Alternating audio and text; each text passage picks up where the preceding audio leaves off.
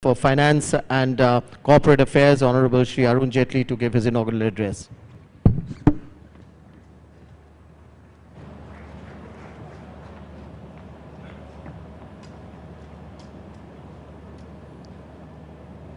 The Honorable Chief Minister, Shri Chandrababu Naidu,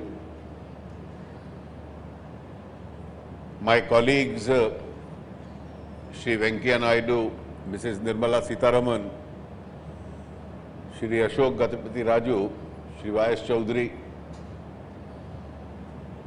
leaders of the CII and the Indian industry, Your Excellencies from different parts of the world,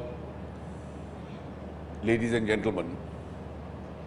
It's indeed a pleasure to be in Visakhapatnam in Andhra Pradesh at the Partnership Summit for a second year in a row.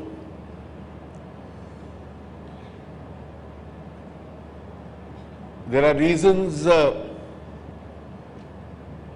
our special relationship and concern as far as Andhra Pradesh is concerned.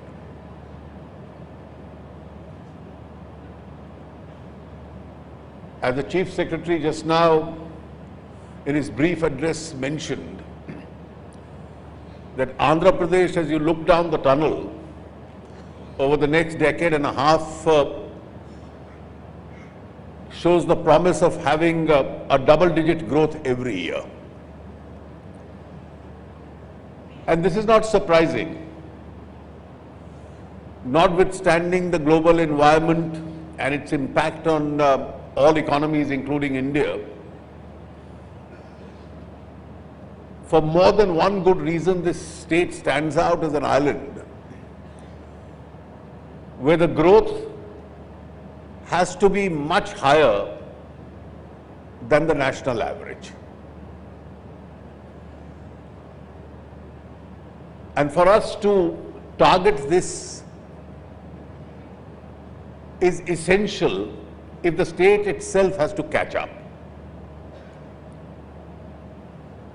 About 3 years ago, by a legislation passed by Indian Parliament, the larger state was divided, and the division did create two unequal parts. Where we are today assembled was more unequal on account of several reasons. And that legitimately had raised issues of serious concern.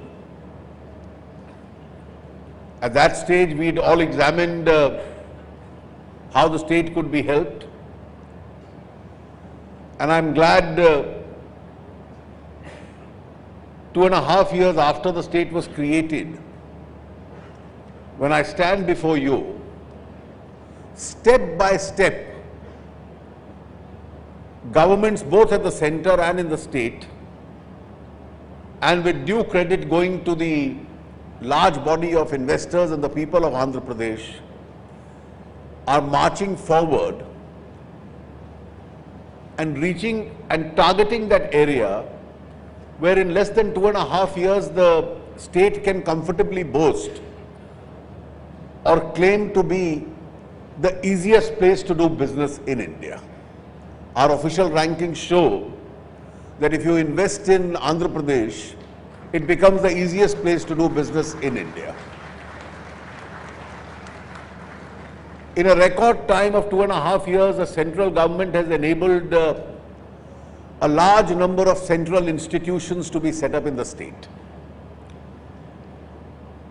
Because most of those institutions which existed in the undivided state went over to the other part.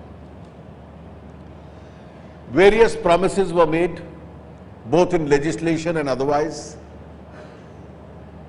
And surely and steadily we are one after the other moving in the direction of fulfilling each one of them.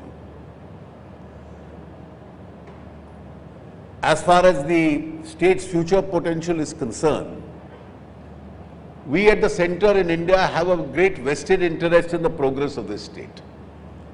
I foresee for the next few years Andhra Pradesh growing at least 4 to 5% ahead of the national GDP. Andhra has the advantage, if I may say so, much to the embarrassment of the Chief Minister, in him a leadership which provides direction with a certain amount of clarity and has a single-minded pursuit of the economic development of the state itself. Now, once you have